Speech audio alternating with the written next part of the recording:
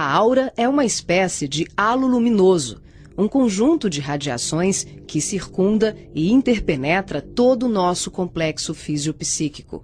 Conhecida também como psicosfera, fotosfera psíquica, veículo ou túnica de forças eletromagnéticas, ela é composta pelo conjunto de emanações dos diferentes campos multidimensionais ou corpos. Apresentamos aqui uma visão total de sua forma ovalada, onde temos o corpo físico, o duplo etérico, o corpo astral, o corpo mental, o corpo causal e os centros de força. Através da animação em 3 dimensões, podemos notar com maior clareza que a nossa aura não começa na superfície do corpo físico. Ela é formada por camadas, conhecidas como campos sutis ou campos dimensionais. O corpo físico é a parte mais interna do nosso complexo. As camadas mais externas e sutis revestem e interpenetram todas as estruturas das camadas mais densas. O corpo mental envolve o corpo astral, o duplo etérico e o corpo físico. Na cor amarela, vemos a aura mental, de cor rosa, a aura astral, e na cor azul, o duplo etéreo. Essa atmosfera fluídica envolve todo o nosso sistema físico, revestindo os órgãos, tecidos e células com energias vitais, astrais e mentais. Dessa forma, o pensamento circula por todos os escarninhos do nosso sistema orgânico e psíquico. Na medida em que pensamos, automaticamente alteramos o nosso campo celular. Todos os estados de bem-estar ou de enfermidade são consequências dos conteúdos mentais e emocionais. Sua multiplicidade de cores, suas formas e alterações, quando analisadas e estudadas, podem indicar os estados de saúde e emocional do ser humano.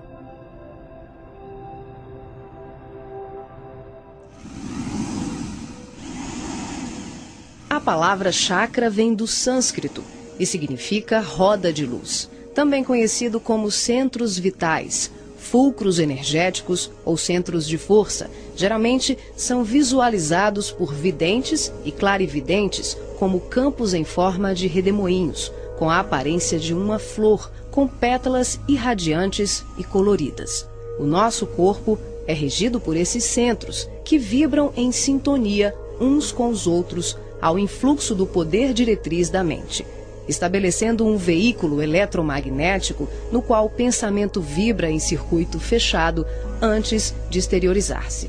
Cada célula do nosso corpo pode ser considerada um motor elétrico ou diminuto centro vital. O complexo humano é formado por centenas de chakras, que são classificados como mínimos, menores, maiores, secundários, principais e primordiais. Esses centros de força desempenham diversas funções, dentre elas a de reger as atividades fisiológicas dos órgãos a eles relacionados. Levando em conta as várias escolas que estudam o tema, definimos como primordiais 10 centros: o coronário, o cerebral ou frontal, o ágina, o laríngeo ou da garganta, o cardíaco, o gástrico ou solar, o esplênico, o umbilical, o genésico ou sexual e o fundamental. Na animação, vemos a parte anterior e posterior de cada chakra, que juntas formam um só órgão. Esses centros de força giram em alternância, repetindo o sistema de respiração num movimento permanente de emissão e absorção de energia. O giro é sincronizado e complementar entre o chakra anterior e o posterior. Os chakras são formados por microtúbulos, que são estruturas ocas, compostas por inúmeros blocos de moléculas idênticas. Esse elemento base, aqui aumentado milhares de vezes, junta-se a outros microtúbulos, formando uma complexa rede capilar. São microtúbulos menores que se inserem em microtúbulos maiores, num processo sucessivo. São justamente esses microtúbulos de diversos tamanhos que dão ao chakra a aparência de pétalas. Aqui vemos um exemplo dos microtúbulos maiores. E aqui, microtúbulos menores preenchendo os microtúbulos maiores.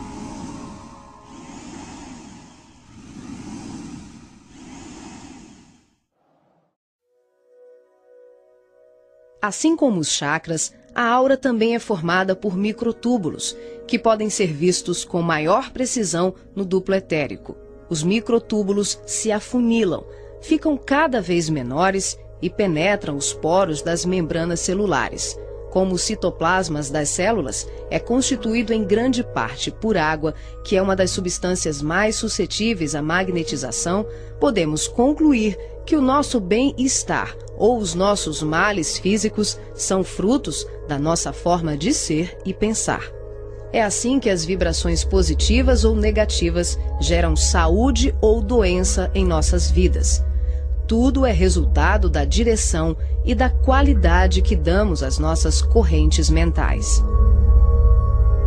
Nessa animação, vemos através da aura e dos corpos.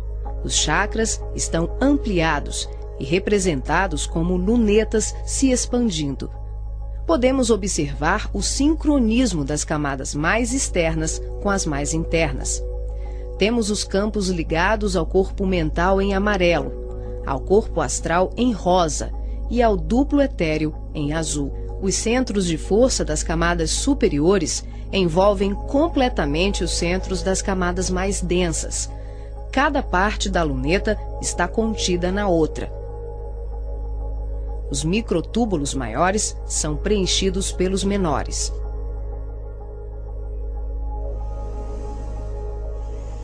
Responsável também por funções psíquicas, os chakras estão relacionados com algumas capacidades de percepção.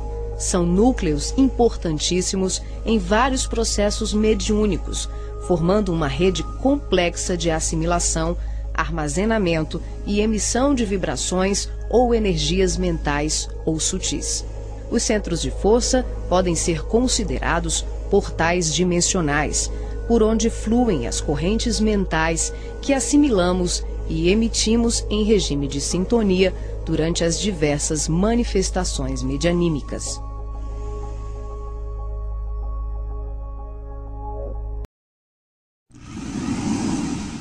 Vemos agora os chakras relacionados aos seus respectivos órgãos.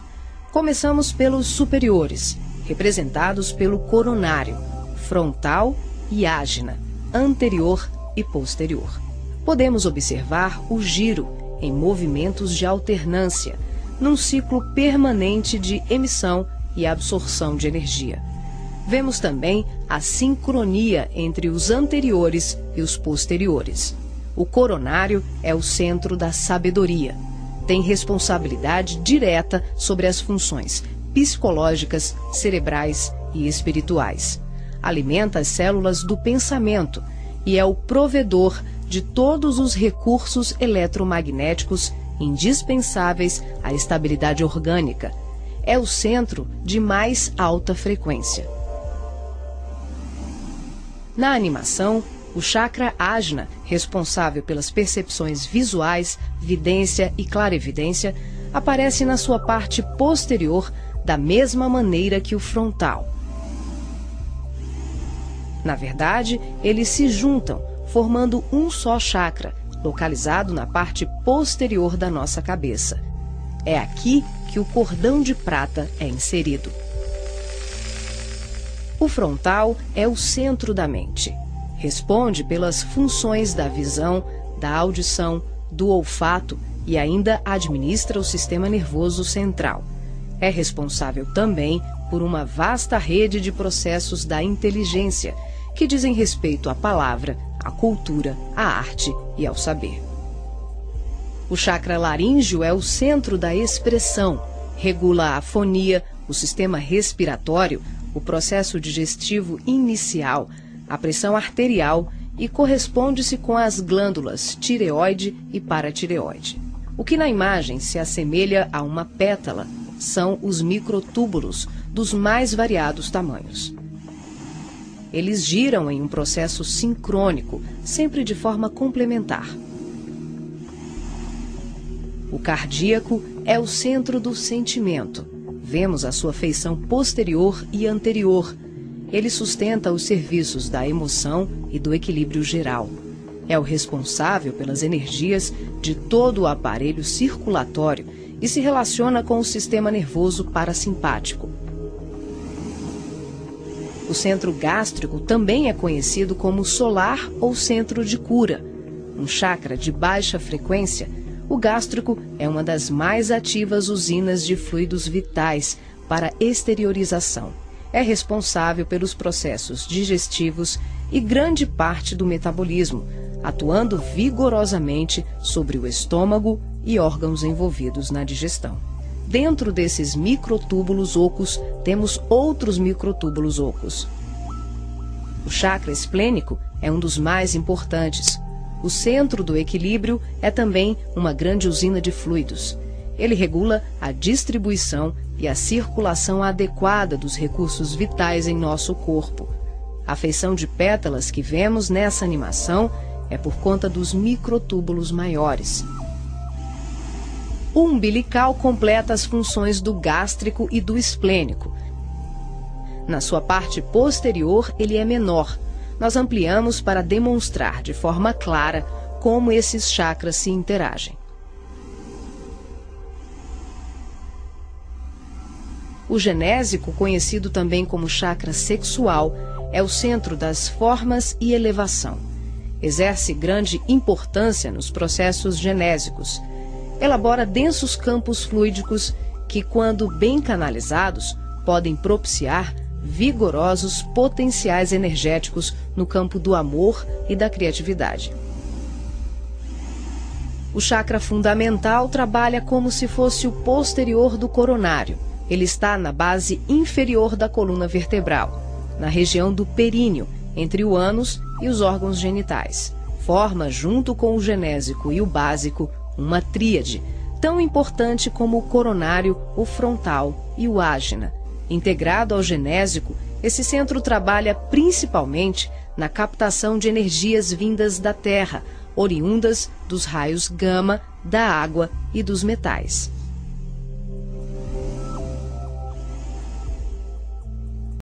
Nessa animação, representamos o processo de desdobramento dos diferentes corpos.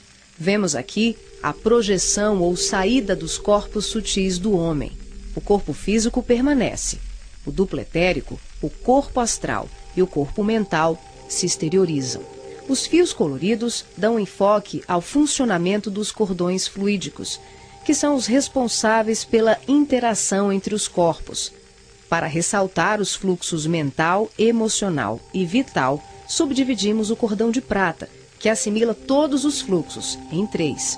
O cordão de prata propriamente dito, que liga o corpo físico aos demais corpos sutis, aqui representando apenas o fluxo mental. Em amarelo, o detalhamento do fluxo emocional.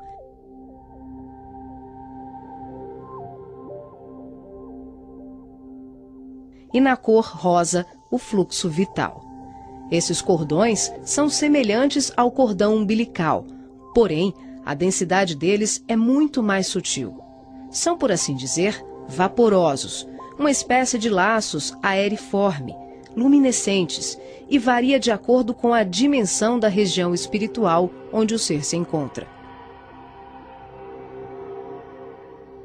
Quando ocorre esse tipo de desdobramento em que o duplo etérico, o corpo astral e o corpo mental se deslocam juntos, o médium não consegue alcançar grandes distâncias, devido à densidade do corpo etérico, que, em síntese, são emanações neuropsíquicas do corpo físico.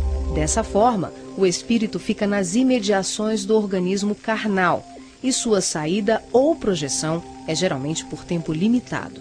Esse fenômeno é muito comum no sono e também em desdobramentos parciais durante os trabalhos mediúnicos.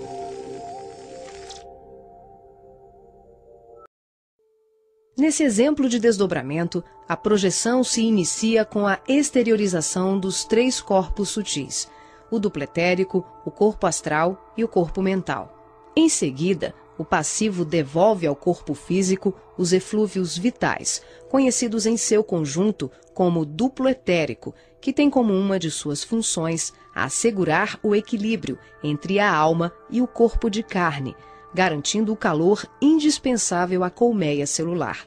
Desembaraçado dos veículos mais densos, corpo físico e duplo etérico, o médium se desloca com o corpo astral, envolvido pelo corpo mental e pelos outros corpos mais sutis, aqui não representados. Ao devolver as energias neuropsíquicas, o médium projetado fica, por assim dizer, mais leve e ágil, o que lhe permite uma melhor condição de trabalho e observação, além de lhe possibilitar o deslocamento para regiões diversas. Ele pode viajar para qualquer lugar do espaço, incluindo o plano físico e o extrafísico. O corpo astral, envolvido pelo corpo mental, fica permanentemente conectado ao corpo físico pelo cordão de prata, que também é conhecido como cordão fluídico.